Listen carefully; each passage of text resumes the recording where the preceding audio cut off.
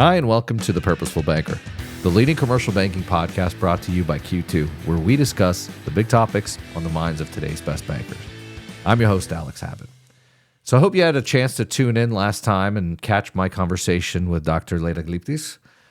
It was a fantastic, multifaceted discussion about the industry, macro issues, micro issues, personal growth, you name it. But it was a great inside look at how Leda is in real life. She delivered the keynote this past fall at BankOnPurpose, and as promised, today it's my pleasure to bring you the full replay. So sit back, relax, and enjoy this talk on Constant Leadership for Changing Times by Dr. Leda Glyptis. Thank you so much. I am so excited to be back. I love this event. I love this team. I have enjoyed every conversation I had with you guys. I am less excited about following that act. It is not an easy thing to come on stage after someone as energizing as that. It is also not an easy thing to come on stage and talk about what I'm about to talk about, which is going to bring us all crashing down a little bit. I lost my first slide. Where is it? I spoke to quite a few of you over the last couple of days about the journey we're all on. It is fair to say that everyone who is in finance has been in some way or other involved in a transformation journey. Whether we like it or not, we have all been either forced or encouraged to think about digitization pretty much nonstop for the last 15 years. It has been extremely difficult for many reasons, all of them known. The transformation journey is challenging, and we know because there's been research report after research report saying 70% of banking transformation initiatives fail. And we know why. In fact, the reports tell us why. They fail for largely three reasons. One is leadership not committing. The other is decisions not being seen through. And the third is transforming but keeping the old stuff with us. So this is hard. We know this is hard. In fact, we have always known it is hard. We have always known that this journey was always going to hurt. So what I want to take some time doing today is take a step back and talk about why this work is so difficult. I don't presume to tell you anything that you don't actually already know. But I want to take a moment to talk about why this work is so difficult. Because 15 years into this journey, it's not going to get easier. So if we take a moment to reflect on why it's so hard, and maybe why we keep showing up and doing this to ourselves, it might help us focus on the things that will make it easier. So in the hope that my slides will start showing up. What's going on? There we are. The first thing I want to talk about is why. Why this is so hard. And this is not the sort of deep, profound why that you've spent the last hour thinking about. This is the more practical. Why is the work of transforming banking so hard? And I want to state a couple of obvious but important things, right?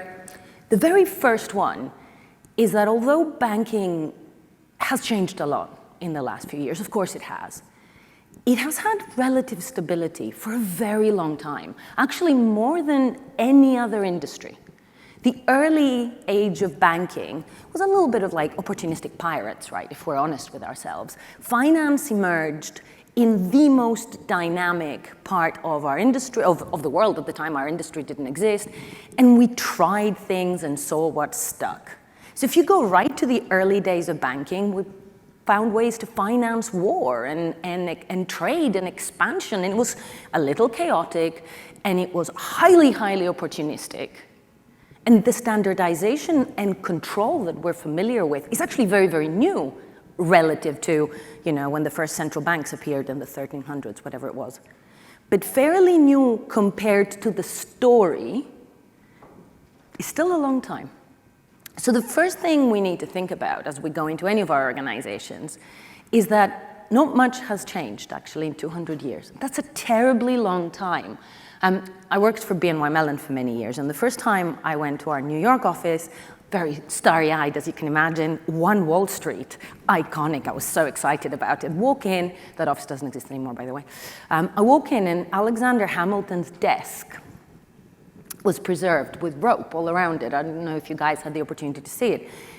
And I was like, oh my God, this is amazing. And my boss said, yeah, you know, he died in a duel, which I didn't know because we don't really study American history where I grew up. And he said, don't touch anything till I'm back. And we haven't. Now, over the next few years, I realized the reality of that. And I don't want to take anything away from the transformation we've had. But the first fact to remember is that 200 years of largely the same organizations existing, largely the same product and product types existing, and largely the same regulatory regimes existing, evolving, but not much has changed in shape. And that's important, right? You try and change something that has stood for 200 years, tough. In the time of relative stability, we've also created monsters. In the time of relative stability, we have behaved a little bit like magpies.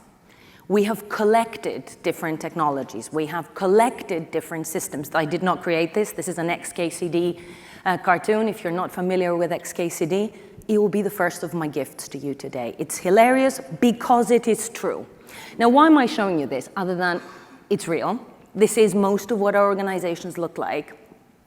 But it's also a very, very true implication of, in the time of relative stability, we created untenable structures that we now have to change.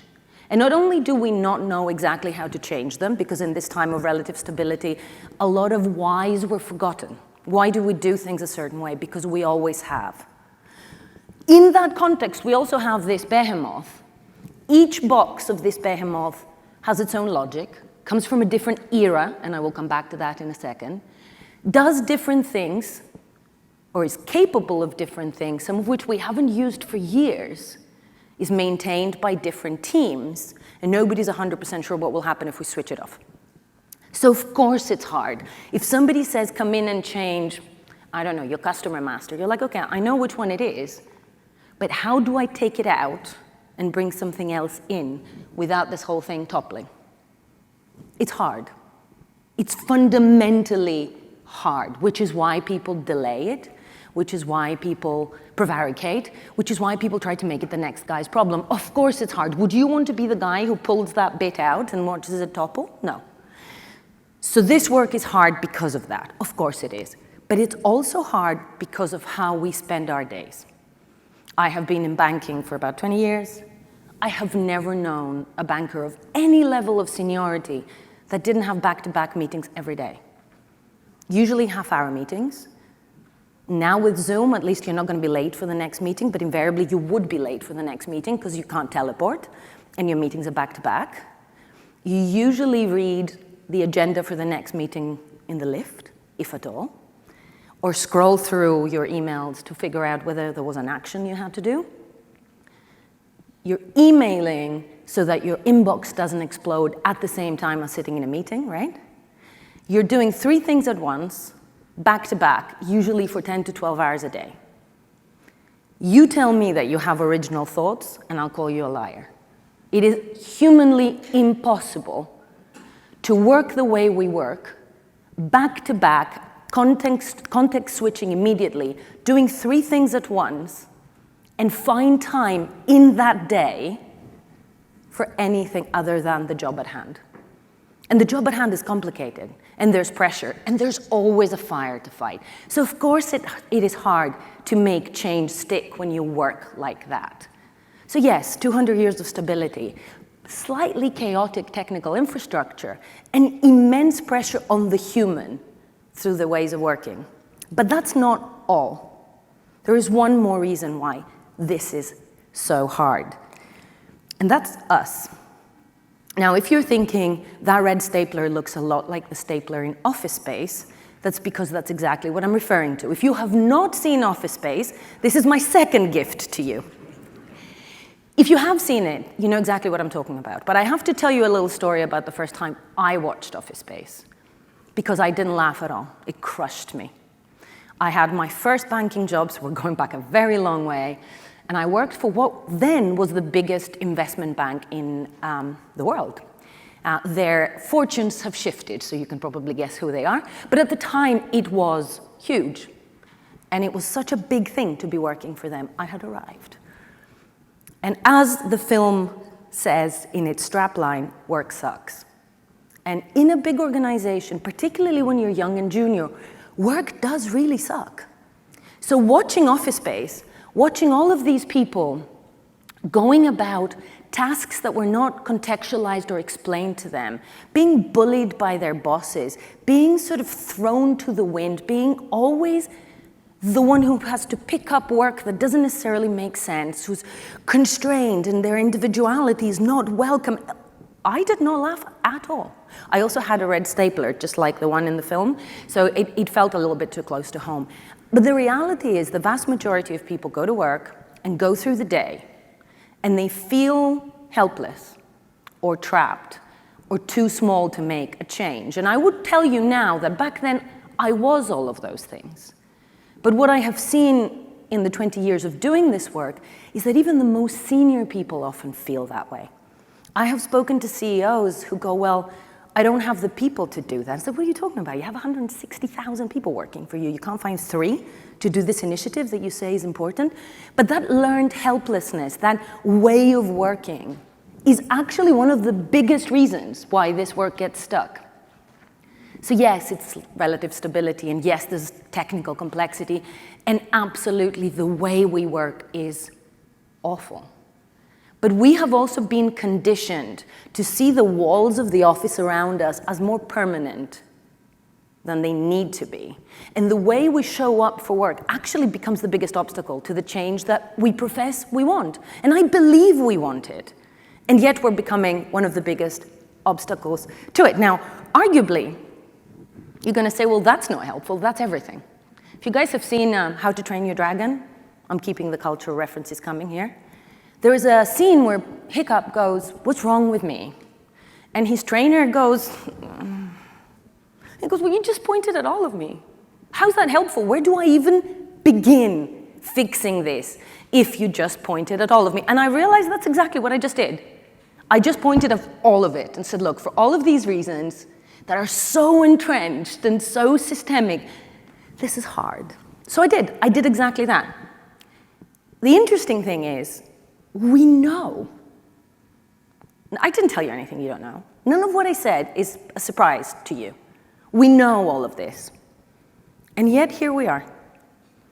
We know this is going to hurt, and yet we're here doing the work. So I'd like to take a moment to discuss why we're doing this to ourselves. Because it is self-harming after a while, right? And I've been doing this transformation work for 20 years. This is self-harming. This is not logical. But the reality is that as I look around me, I see a world that has become fully digital. And I see financial service institutions falling behind.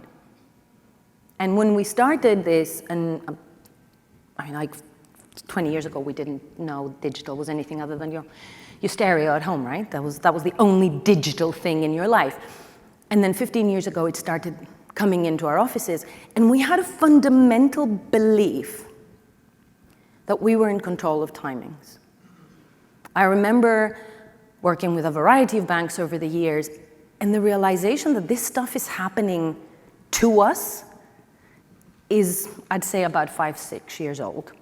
We spent the first 10 years of the digital revolution as an industry thinking we can pick when, what, and how in terms of the technology adoption and in terms of the pace. We absolutely fundamentally believed that. Part of the reason we believed that was 200 years of stability. Part of the reason we believed that is because of the way we showed up to think about these things. If you have, 12 meetings in a day, mostly they will be about your actual job. Some will be disciplinary hearings for some of your staff. Some will be sales meetings.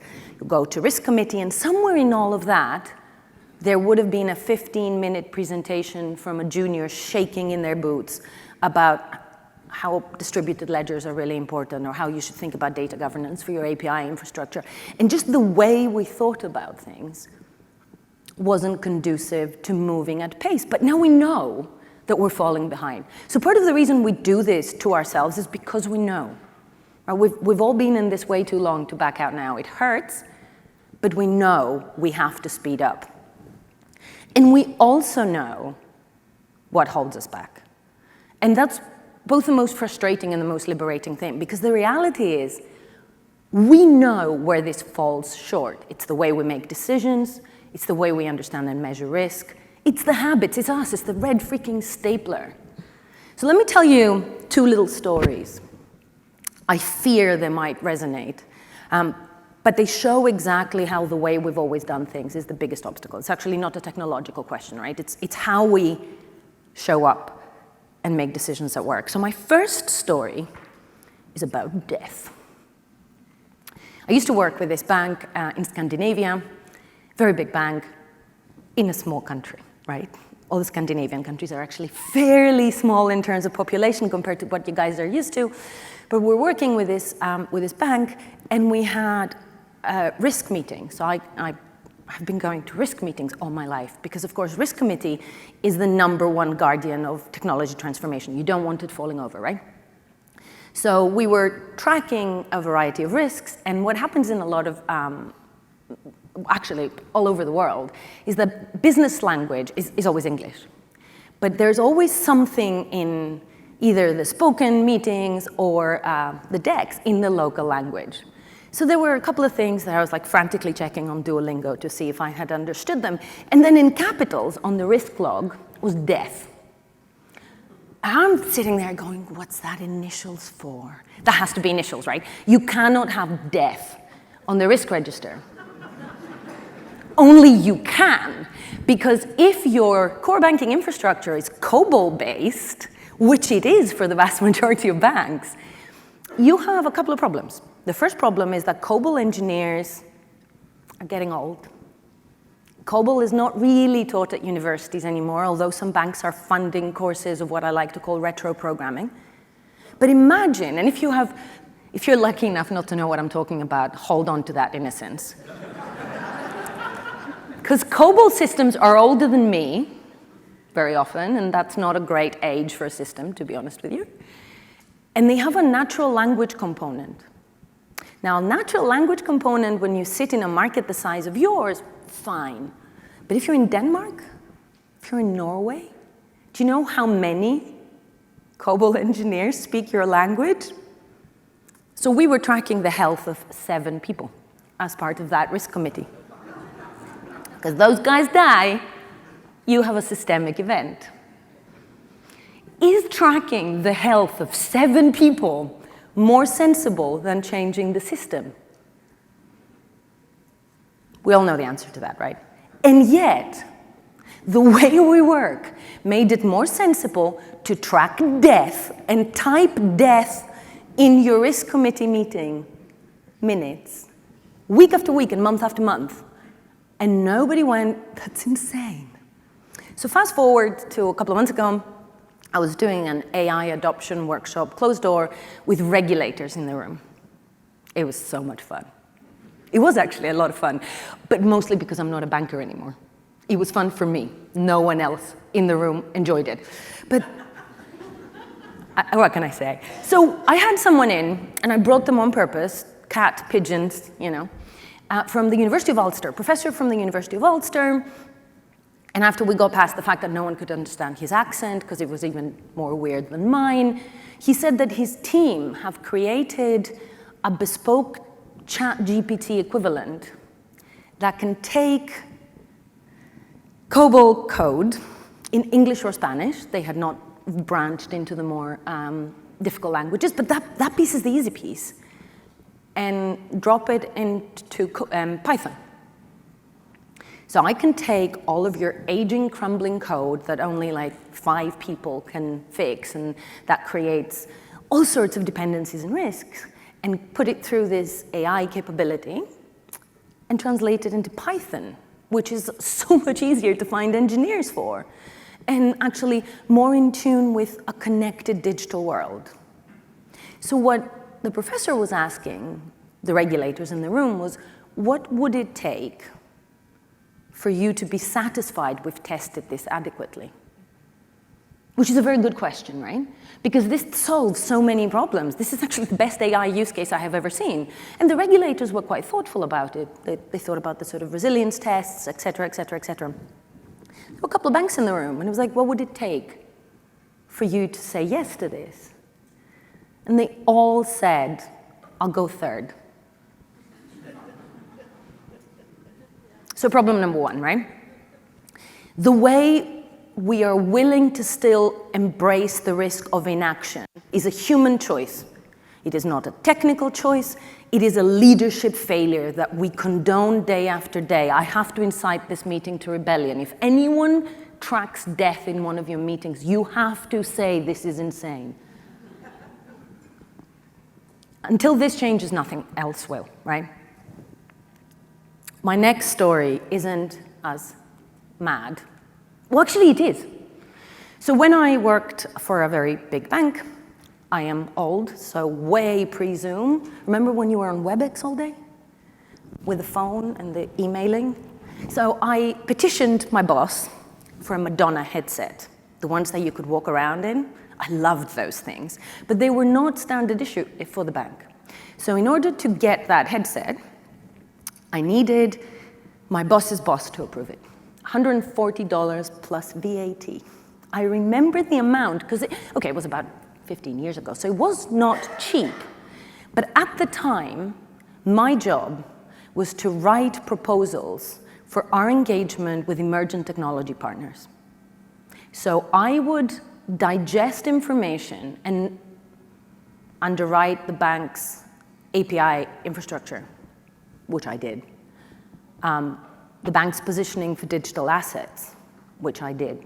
So I was trusted to digest very complicated information that was not validated by anyone other than me and distill it to options that my boss's boss could choose and craft strategy and multi-million, hundreds of millions of investment into infrastructure that would fundamentally change the bank's strategy and future. And a lot of the work I did back then is still running today.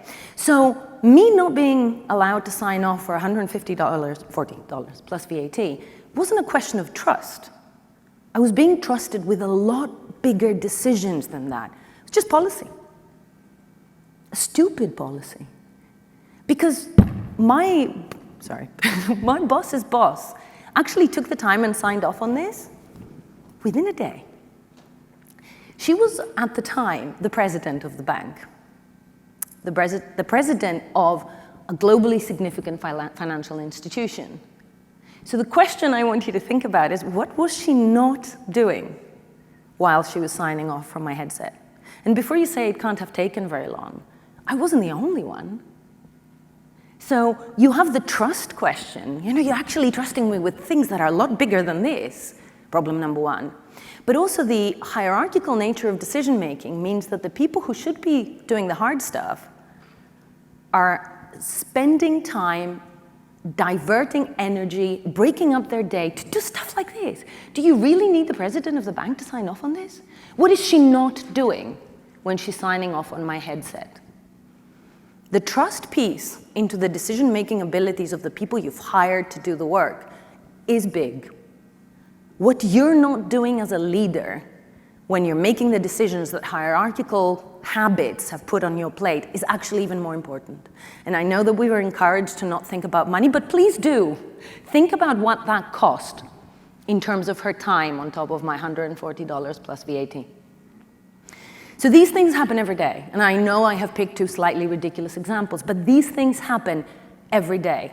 So it is no wonder, given how we look at risk, given how our day is fragmented, given how we actually approach what is a big decision and what is a small decision, and how we concentrate all decision-making on the plates and the desks of like 5, 10 people, it is no wonder that it has been easier for every single institution to add things, but not really think through what we're carrying with us.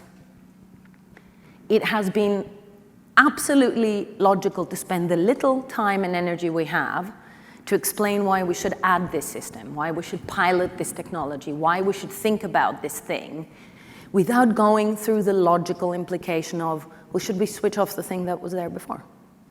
Because the amount of energy and risk committees that you'd have to go through, it's just not worth it. So it is understandably human that we've just added stuff.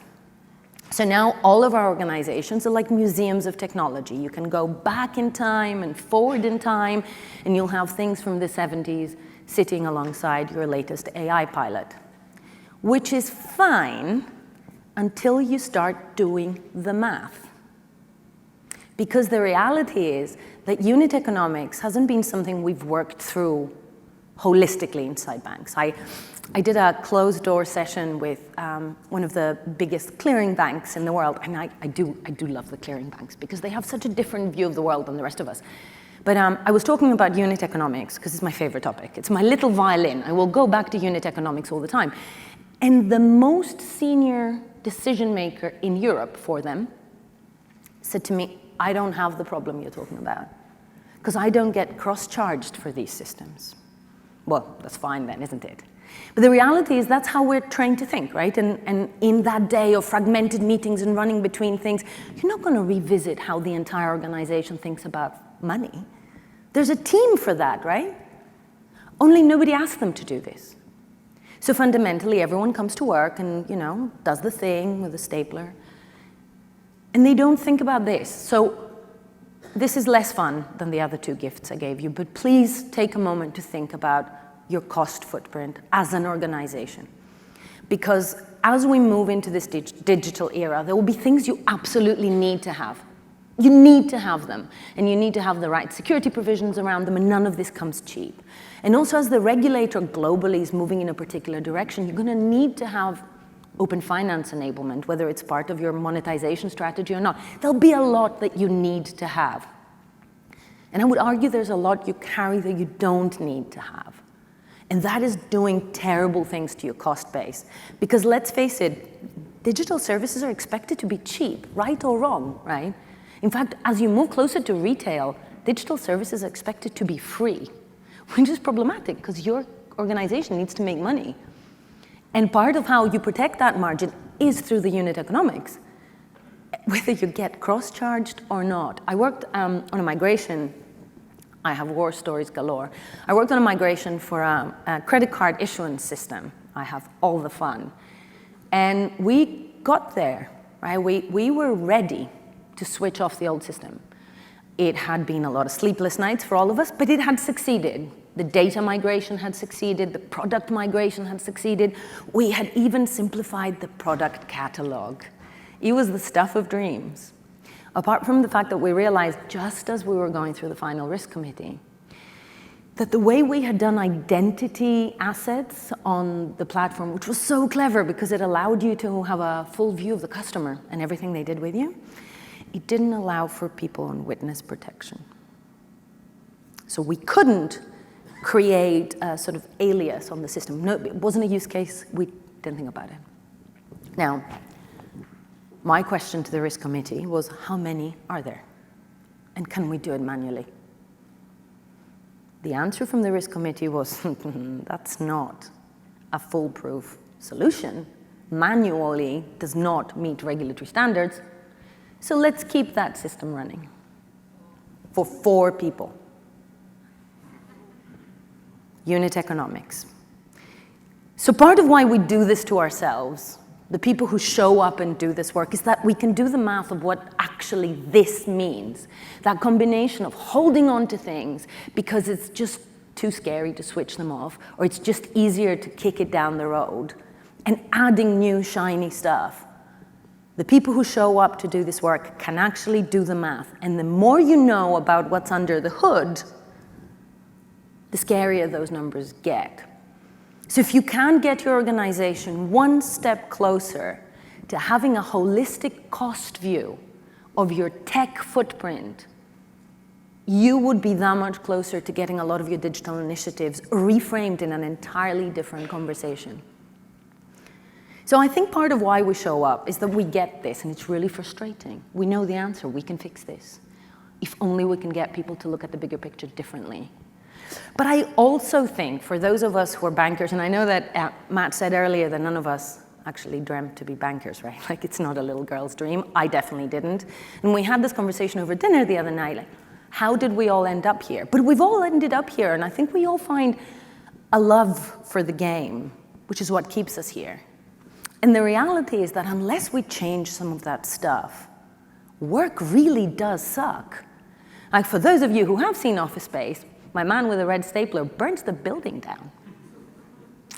And you can't blame him, even though it's psychotic, and I wouldn't suggest you do that at all. But the strapline of Office Space is work sucks. And the reality is it often does.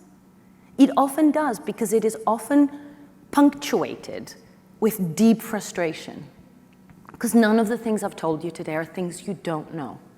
Okay, maybe you haven't tracked death at a risk committee, but there's time. I didn't tell you anything you don't know. You're nodding because it's your lived experience. And it's frustrating because we know the answer, but we're trapped in our own ways of working. And as I said, when I first watched this movie, I was crushed because it reflected so closely what my lived experience at work was.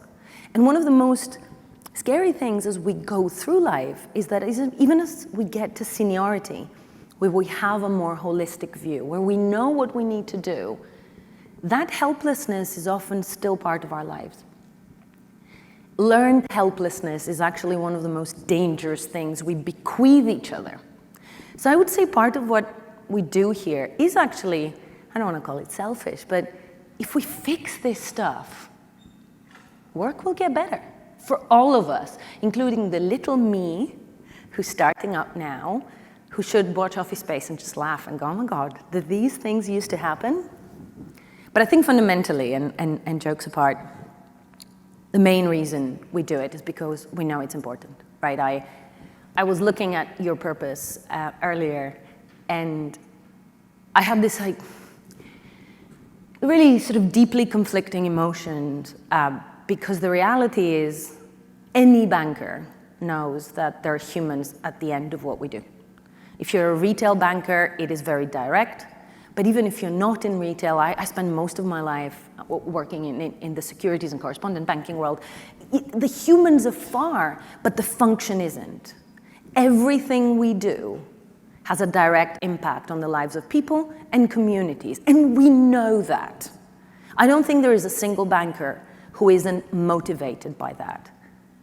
But I do think there isn't a single banker who doesn't lose sight of that during the course of the day, because we're busy, and there's that guy Dave who resigned, and all our price verification was done in a spreadsheet macro that he built. This is a true story, by the way.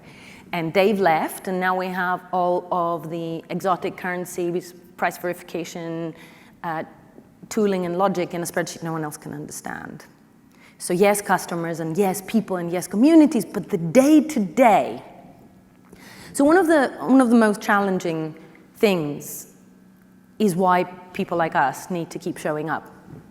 Because I think if you fundamentally understand what banking is for, and you fundamentally understand all the ways in which we get in our own way, you can frame questions for your organizations differently.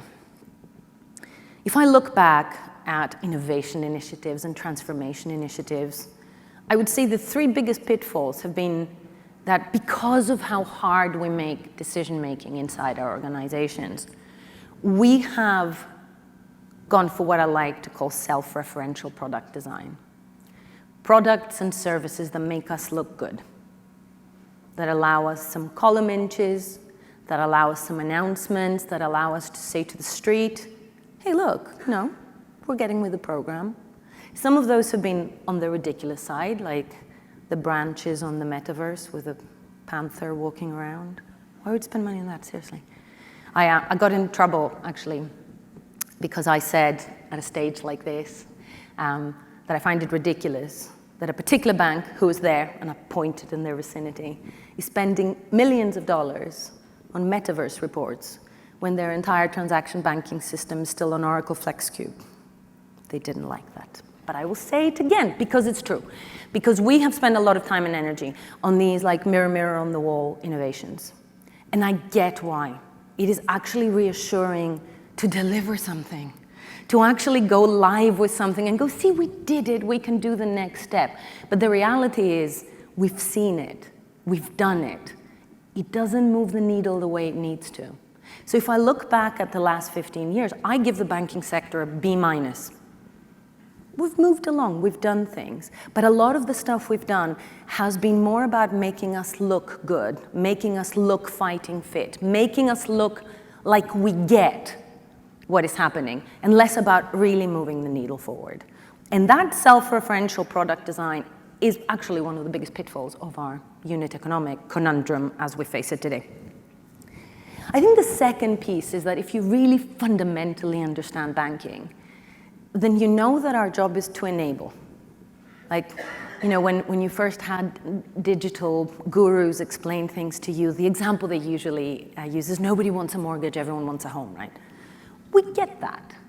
And fundamentally, we get that everything we do enables the economy in one way or another. But the way we do it doesn't always. And I would also suggest, and again, it's human nature, and that's why I spent so much time at the beginning pointing out the million ways in which we get in our own way. But how many times a day do you look at a piece of work and ask, does this enable what I'm trying to achieve? Never, right? It's not a conversation we have. And although our purpose is clear to all of us, I heard a question right at the end about how do we measure these things, right? The reality is, if you're sitting in this risk committee, because we live our lives in risk committees, right?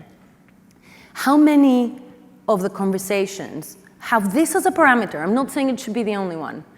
Is the set of decisions we're making right now enabling the communities we're here to serve? Or are they creating complexity? Now, we know that we often put onus on our customers, institutional or otherwise, when we're under pressure. The cost goes that way. The security protection goes that way. I mean, InfoSec is one of the best ways to see how little a bank thinks on a day-to-day basis about making the customer's life easier. So if we continuously remind ourselves that our role is to enable, my question to you is, does that change some of the decisions you make in the contexts in which you make them? Does this enable whatever it is I am here to do? We like to hide between the inevitable. There's nothing we can do here, the regulator asked for it. But the regulator very rarely asks for something very specific. The regulator asks for a direction of travel and a proof point. So if we start thinking about not engaging in product design that makes us feel good, and not making decisions that just tick a box, but actually go back to that enablement, would we make different decisions? Would we make different decisions about where we spend our time and money? And I know that this was going in an uplifting conversation, and I'm going to bring it back to unit economics, but that's all it boils down to, fundamentally. So if you start thinking about these questions slightly differently, if our purpose is to enable these communities by lending more affordably, by creating access to capital, then how is the money you're spending affecting the money you're lending? And I don't mean, one-on-one dollars coming out of the same pot, but what would you do from a product perspective if your unit economics were healthier? If your margin was healthier, because you're not carrying these antique pieces from like 1972 that cost a lot of money. Because let me tell you, the COBOL engineer who's retired won't come out of retirement to save your system for a day rate that is palatable to anyone but them. And we saw that time and again, particularly when COVID started and every single government encouraged banks to create payment holidays for mortgages, for homeowners. Now, I don't know if you guys have spent time with mortgage systems, but the reality of those mortgage systems is that they're kind of unidirectional. The idea that you would change a redemption schedule without remortgaging, it wasn't a use case that was needed. So in order to create that simple field of a payment holiday that doesn't accrue penalty fees, required between 6 and 18 weeks of development for teams of COBOL engineers, you got it, that had to come out of retirement. So frustrating for the consumer that in that time we're paying, even though not employed. Frustrating for the government, who are like, that's not what we agreed. Extremely frustrating for the COBOL engineers who came out of retirement and now had to work 14-hour days to get this to the right place. Frustrating for the CFO because it was really expensive and that money hadn't been budgeted. But what happened? Would you like to take a guess how many of these banks have replaced their mortgage systems coming out of COVID? Because the money is being spent elsewhere, because it's business as usual, because we've gone back on the treadmill. And look, there's a reason why I spent so much time talking about the treadmill right at the beginning. It is so difficult to not behave like everyone expects you to behave inside an organization. We are not just conditioned for it, we're rewarded for it. If you had gone around starting fires like my man from Office Space, you wouldn't be standing here today. Your career would be shot to pieces. It is not just a lack of imagination that forces us to work this way. When you're part of an organization, you behave in a way that is expected of you. So the biggest question, the biggest challenge is how do you bring your organization from where it is today to getting out of its own way? It's not a technology question. It hasn't been for years. So don't write another report on the threats and opportunities of AI. Don't do it. Think about how your risk committee operates. Think about your cost footprint. Think about where on earth you're going to put your AI plugin in that behemoth that I showed you. Add it on top. Probably, right? Where else are you going to put it? Creating increased instability.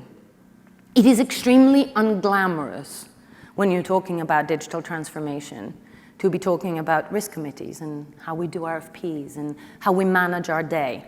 But fundamentally, nothing will change until we change those things. We have seen it time and again over the last 15 years.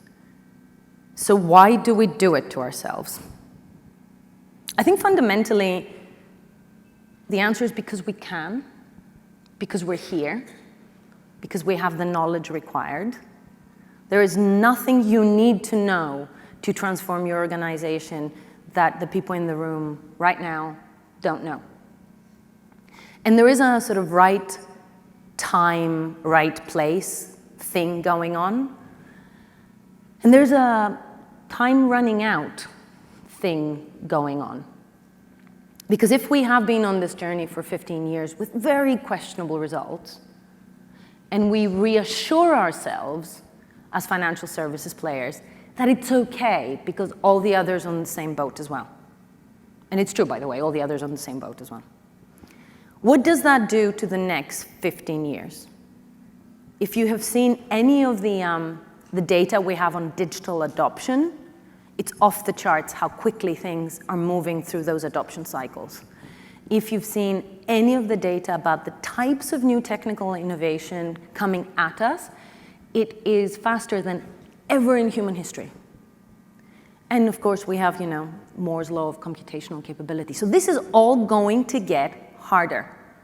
There's going to be more stuff coming at us, and we're going to have to make some difficult decisions. My favorite is, what are we not going to do? But how are we going to make that decision? How are we going to have this conversation? It is extremely hard, and I would say that on the back of everything, everyone is tired. It's been a hard 15 years, right? It's not like we've been sitting around doing nothing, and the day job that gets in the way of these things, but that needs to be done, and it needs to be done well. So why do we do this to ourselves, right? Why do we keep showing up? Why don't we leave it to someone else? It doesn't have to be us, right? Only it does, because here we are, and there is no one else, and it's urgent. And I think the most fundamental thing as we talk about purpose here today is that I have never met a banker who doesn't understand what it is we're here to do. As I said earlier, I've met a lot of bankers who forget it during the course of their day because, risk committee and work. And the work isn't always tied to the purpose, and it won't be. Even after the most inspirational talk that we had just before this one, you go back and you actually do the work of tying your what and your how to your why. You're not going to be thinking about it nonstop, are you? Or are you? Because I think if we fundamentally think about finance, I like to define banking as moving things of value in time and space, right? That's all we do, really. That's my definition. You can have it if you like it. It's simple, but that's what we do. Things of value could be anything as a simple payment, or it could be a complex instrument. We move it in time and space. That's what interest-bearing instruments do. That's what loan instruments do. We negotiate values, and we negotiate fee structures. But fundamentally, we move things of value, sometimes money, sometimes not, in time and space. From my pocket to yours, future obligation to pay. Any combination thereof. But it's not that complicated, what we do. It's not complicated at all. How we do it, that gets tricky. How we do it becomes extremely complicated, sometimes with good reason, sometimes because we just added things and never took anything away, and sometimes just because it made us feel important. Because we're a very well-paid industry, and you need to sound like you're earning your keep, right? So we've taken a simple thing and made it complicated, sometimes with good reason and sometimes not. But it doesn't matter anymore, because we've inherited all this complexity. And you can't just do away with it, you have to untangle it. But in whatever position you sit, in whatever function you sit, whichever part of banking you're looking at, there is a fundamental understanding that I saw in all of your purpose, and I'm absolutely certain you know in your heart of hearts, that we are a so-that business, right? People consume financial services so that they can buy an ice cream, they can go to school, they can buy a car, so that a community can repave its roads and ensure that they can afford security for their streets, so that, be it a government, an organization expanding trade, so that. We are a so that business. That doesn't sit very well with our egos, by the way. Fundamentally, banking attracts a particular type of person, particularly investment banking, where I started my career. But the realization that we are never the end game, even for the most involved investors, even for the most reckless traders, there's always an activity beyond what we do. We know that, right? Fundamentally, we know that. We might forget it when we sit in risk committee, but we know that. So if we are a so-that business, the implication of that is that, yes, we're in the services business. But we're not just in the services business, we're in the service business. So if I can leave you with only one thing, as you go about, it's a lie, because I've already asked you to do unit economics exercise and watch Office Space. But if I can leave you with one more thing, how does everything you do tie back to that so that? Because there is a very comfortable place where you know all of this complexity, but you also know you have a job to do. And you can't change everything overnight, and you have 7 meetings to go to this afternoon and 32 emails to answer. And there will be even more emails after you've spent a couple of days here. And when you go back to your desk, clearing those emails and going to all the meetings that were shoved into the tail end of the week so that you could do all the things, they will take precedent over everything, because you're human, and at some point you have to go home and cook dinner for your kids, and you'll go back to the treadmill very, very quickly. We all do that. I'm not blaming you. But as a constant reminder to yourself, if we're a service business in a so-that industry, the implication when we fail to be of service is terrible. Because if we are not of active service to our communities, we are in the way. I don't like that. That's deeply uncomfortable. The first time I realized that as a banker, it made me feel terrible, almost as bad as the first time I watched Office Space. Because in my career, I have been in the way a lot. I didn't mean to be. We didn't mean to be. The decisions we made were never meant to get in the way of our very purpose of our very function as a so that business. And yet a lot of what we do is exactly that. So, okay, 2 bits of homework, your unit economics and this. If you can ask yourselves and your teams, as you go through your decision making, as you put policies and procedures in place, as you choose to keep a system or kill a system, as you choose what you'll prioritize because you can't do everything. If you ask yourself, am I in the way? If the answer is no, then good. Even if the process is ugly and difficult and you fall short. But if the answer is yes, isn't that a terrible place to be? This is hard work, but I fundamentally believe it's worth it. We just need to do the hard work of the hard work now. The easy stuff is done. We have to make some very hard choices. We have to make some hard changes. Our organizations will be uncomfortable. We will be uncomfortable. But it will be worth it if we manage to get out of the way, both of our own teams and organizations and of the people we're here to serve. Thank you so much for your attention, guys.